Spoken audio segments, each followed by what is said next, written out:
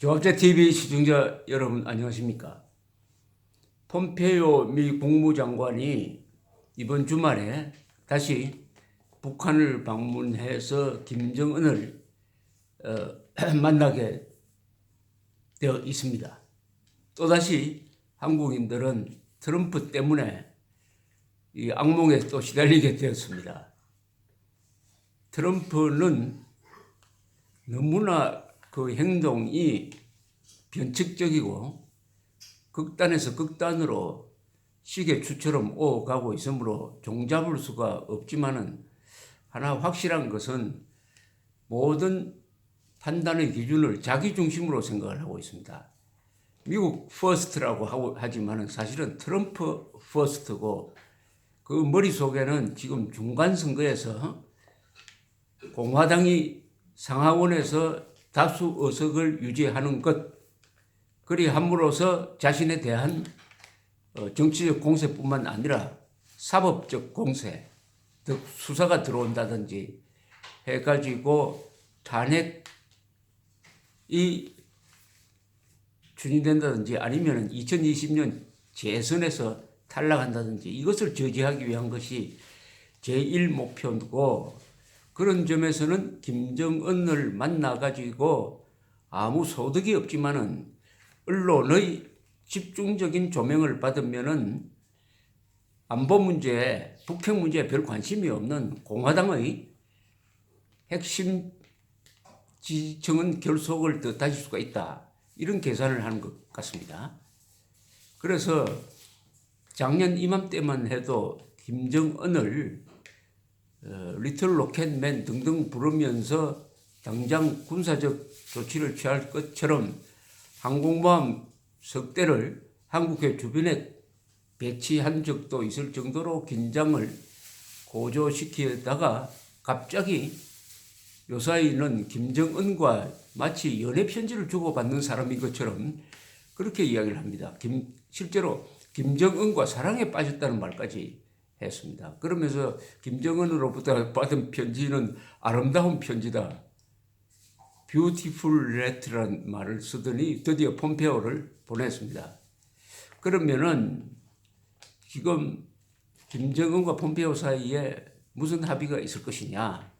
일단 김정은을 만난다면은 어떤 합의가 이루어진다는 것을 전제로 하는 경우가 있을 것이고, 그것이 제2차 트럼프 김정은 회담으로 갈 가능성이 있고, 이게 11월 초의 중간선거 이전에 이루어질 가능성을 배제할 수 없습니다. 그렇다면은 그 내용은 우리가 한국 국민으로서는 절대 받아들일 수 없는 종전선언이라든지 북한에 대한 제재를 완화시켜준다는 그런 내용이 담길 가능성이 또한 있습니다. 지금 최근에 북한은 갑자기 또 우리가 영변 핵시설을 영구적으로 폐기하는 데 대한 미국의 상응 조치로서 종전선언뿐만 아니라 플러스 알파를 다시 내걸었습니다. 그건 뭐냐면은 이제는 제재를 해제해야 된다. 제재와 대화는 같이 갈 수 없다. 제재와 비핵화 대화는 같이 갈 수 없다. 이렇게 또 요구사항을 하나 더 높였습니다. 종전선언도 우리가 받아주면 안 되는데 여기에다가 제재를 해주면은 영변 핵시설을 영구적으로 폐기하겠다. 이렇게 나옵니다. 그런데 영변 핵시설 영구적인 폐기는 이미 한 10여 년 전에 한번 써먹었던 겁니다. 그때 냉각탑을 폭파하는 쇼를 했어요. 그때 언론이 또 크게 보도하고 영변 핵시설이 정말 불능화되었구나 생각했는데 그 2년 뒤에 보니까 영변에다가 농축 우라늄 시설을 갖다 놓고 돌리고 있었습니다. 폐기는커녕 더 강화가 되고 있었습니다. 이런 일이 한 번 있었는데 또 트럼프는 자신을 위해서, 자신의 정치적 연명을 위해서 알면서도 속는 길을 선택할 가능성을 배제할 수가 없습니다.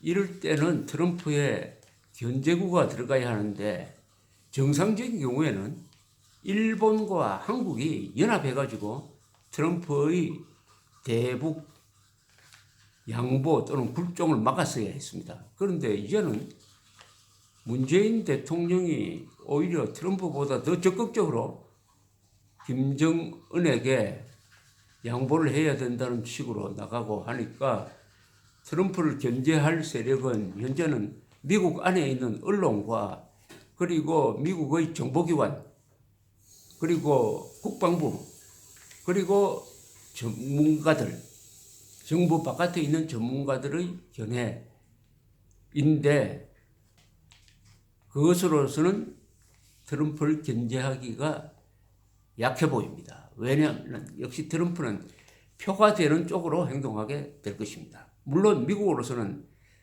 레드라인은 있어요. 그건 뭐냐 하면은 북한이 또다시 핵실험을 한다든지 미사일 발사 시험을 한다든지 몰래 핵능력을 증강시켜서 정말 미국을 때릴 수 있는 장거리 미사일을 개발 완료하는 겁니다. 그 완료라는 것은 지금 아직도 재진입 기술, 쏜 핵탄두를 실은 미사일이 미국 땅에 재진입할 때, 대기권에서 재진입할 때 열이 나는데 이 열을 견디고 폭탄이 녹지 않도록 할 수 있는 재진입 기술을 갖고 있느냐 하는 것은 아직은 그 단계는 아니다 이렇게 봅니다. 그러나 이제 시간을 벌어가지고 그 기술까지 북한이 완수했다고 한다면은 미국으로서는 행동할 수밖에 없는 것이죠. 그래서 그 시간을 두고 그게 걸리는 시간이 2년인지 3년 될지 모르겠지만은 김정은은 틀림없이 시간을 벌면서 재진입 기술까지 딱 갖추려고 지금 애쓰고 있을 것입니다. 그런데 그러면은 만약 종전선언이 이루어지고 대북 제재가 해제되지는 않겠지만 완화된 다음에는 어떤 사태가 벌어지느냐. 그러면은 이제는 김정은이는 시간을 확실하게 벌게 됩니다. 대북 제재가 완화된다는 것은 사실상 대북 제재가 안 먹히게 된다는 것이고 특히 중국이 이미 북한에 대한 대북 제재의 상당 부분을 허물어 버렸기 때문에 김정은은 급할 게 하나도 없습니다. 그리고 무엇보다도 문재인 정권이 트럼프, 김정은 2차 회담만 이루어지면은 그것을 계기로 해가지고 김정은을 한국 땅으로 불러들여가지고 오게 해가지고 북한에 대한 경계심, 공산주의에 대한 경계심, 핵무기에 대한 경계심까지 다 녹여버린 다음에 북한에 대한 대북 지원, 뭐 철도 연결이라든지 도로 현대화 같은 것을 더 맹렬하게 하고 지금 우리가 사실상 수도권의 방어를 허무하고 마찬가지인 이 남북 군사 합의 내용을 11월부터 시행하는 말하자면 돌이킬 수 없을 정도로 한국의 대북 경제, 대북 적대 체제, 안보 체제죠. 대북 안보 체제가 무너지거나 허물어지는 단계로 만들려고 하는 것이고 그 다음 단계는 6.15 선언에서 적힌 대로 낮은 단계 연방제로 가는 또는 국가연합 단계로 가는 둘 다 이 헌법 위반입니다. 그러나 그쪽으로 가는 방향으로 일이 추진되게 될 것이라 이렇게 본다면은 우리 대한민국 국민의 생명 재산 자유는 점점 더 위태롭게 된다.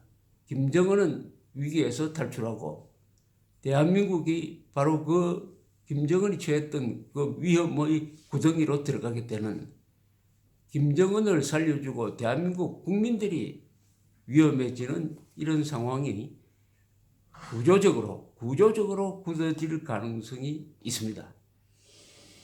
그럼 우리 국민들은 어떻게 해야 되느냐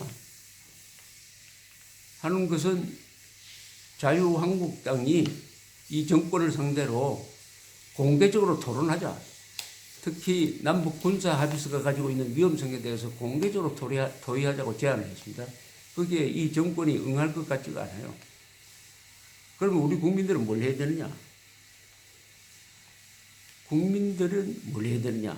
우리 국민들 중에서 이 지금 일어나고 있는 대한민국의 성벽을 허무는 문재인 정권에 대한 분노가 좀 약한 것 같아요. 그리고 안보는 어차피 내가 신경 쓸 문제가 아니고 김정은이가 설마 치겠느냐, 쳐내려오겠느냐, 그러면은 미국이 가만히 있겠느냐. 하나는 공짜 심리고 하나는 운에 맡기는 것인데 그렇게 해놓고 나는 웰빙에만 집착하겠다. 나는 공짜 복지에 관심이 있다. 이런 쪽으로 나가는 풍조가 여전히 고쳐지지 않고 특히 화이트 칼라층이 대한민국의 가장 큰 수혜층인 화이트 칼라층이 문재인 정권의 위험한 대북 정책을 적극적으로 지지하고 있으니까 객관적으로 보면은 대한민국은 자살을 선택했다. 국가적 자살을 현재 선택했다고 정리해도 너무 지나친 말은 아닐 것이라고 생각을 합니다. 물론 변수는 있죠. 변수는 있는 게 북한은 절대로 핵을 포기하지 않습니다. 그러면은 미국이 또는 한국 국민들이 언젠가는 속았다는 것을 알게 될 것이고 트럼프도 더 이상 김정은을 필요로 하지 않게 될 때는 유턴할 가능성이 조금은 남아 있다. 그리고 한국의 경우에는 경제가 나빠질 때 지지율이 떨어지고 이 시기에 북한의 비핵화는 사기였다.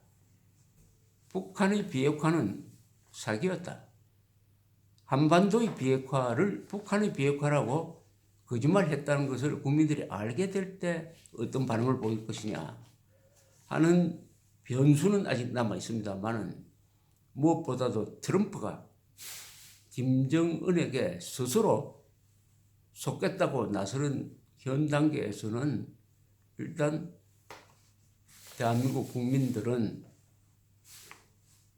좀 어렵게 됐다 이렇게 보여집니다. 어렵게 되었다.